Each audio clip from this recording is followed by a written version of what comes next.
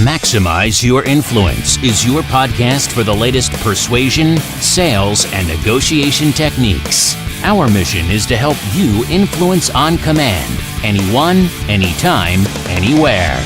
Your host is the author of Persuasion IQ, Laws of Charisma, and the best-selling book, Maximum Influence. Now, your host, Kurt Mortensen. Well, let's continue with episode 200. Let's start off with something a little different. We always do the blunder, but let's do the blunder first. So as you know, we have our famous Homer Simpson. Homer, go! Don't! I was looking back at all the blunders on the show. We love our blunders, and every once in a while we'll have a ninja. And the top industry to have the blunders, I noticed, was the airline industry. And so let's focus on them a little bit today. If you want to know the actual airlines that did these things, I'll post the link at MaximizeYourInfluence.com. That's where you can get additional information and find out more about us. So again, I'm not going to name names, but you have to remember, and part of the show we want to talk about, that everything you say can attract or repel people. And airline pilots go to school to find out ways to make their voice more persuasive, more influential, more calming, and words they should and should not use. So let's focus on the ones they should not use, okay? And these are verified, granted on the internet, but they're verified, so let's share them with you. So we have this where the pilot says, you know what, we have a 50-50 chance that both engines will work during the flight. And then he asks for a show of hands to decide whether they should take off. Yeah, probably not a good thing to say. Another pilot said, we have ice on the wings and we don't want to die. Again, that's a great way to cause panic. This was in 2014. A pilot said, we had this technical problem and it could have led us into a quick, watery grave. Or another one that was documented, we're in trouble, we're going down.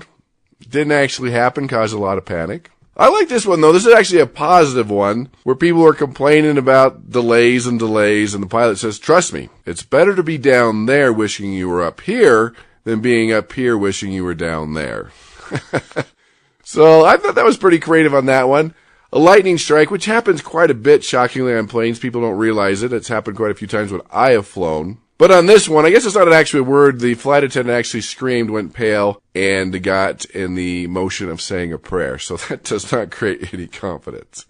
Or how about this one? Ladies and gentlemen, you may have noticed that our descent is bumpier than usual. We came too close to another plane, and I had to take evasive action. How about this before takeout? Ladies and gentlemen, there's the largest storm foundation I have ever experienced on our route.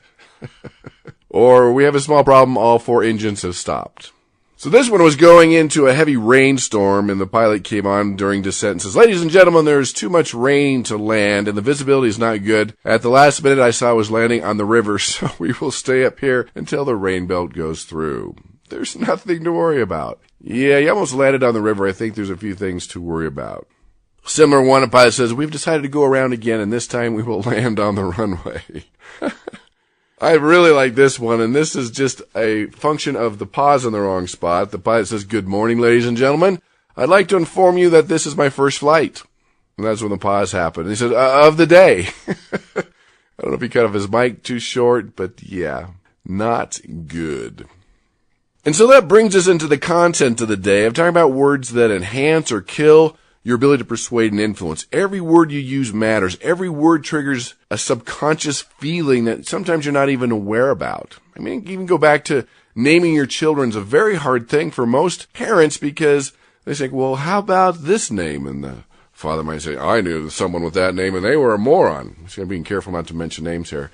And then the father might mention a name and the wife might say, well, I knew them and they were weird. And so there's even associations with your name that people have, good and bad, that can be a challenge. Just like collection agencies have people change their names. This one, his name was Thor, God of Thunder, It wasn't Percival, it was Thor, a very aggressive name. And so realize that this is a critical thing. Again, pilots go to school to train their voices to inflect down, which is more credible, to have deeper voices, which is more credible, to take out vocal fillers, which is more credible, and they look at the words they can and cannot use. I mean, think about the video presentation you watch on the airline before takeoff. Every word is crafted, and that's how your marketing should be, your copy should be, your presentation should be. You need to take a look at every word. Is it attracting or repelling the prospect? I mean, that video presentation in the airline, they'll say, in the event of a water landing. We're like, well, hello? It's not when the plane hits the water and the wings rip off. It's in the event of a water landing. Or even worse, in case of cabin depressurization. Okay, what does that mean? Well, 35,000 feet, there's a hole in the plane sucking everyone out. But hey, in the event of cabin depressurization, even little things like the bathroom's called the lavatory. They don't clean a plane, they refresh it. It's not late, it's delayed. They don't lose your luggage, it's misplaced. It matters. That is important. That's why pilots are trained to say mechanical difficulties instead, ladies and gentlemen, the plane is broke, because that one caused a lot of contention. It's mechanical difficulties. Except I was on one flight, this pilot says, ladies and gentlemen, good and bad news. The bad news is we're having mechanical difficulties. Okay, I'll give him a couple points for that. And he says, the good news is the ground crew has found the manual and they're attempting to fix it now.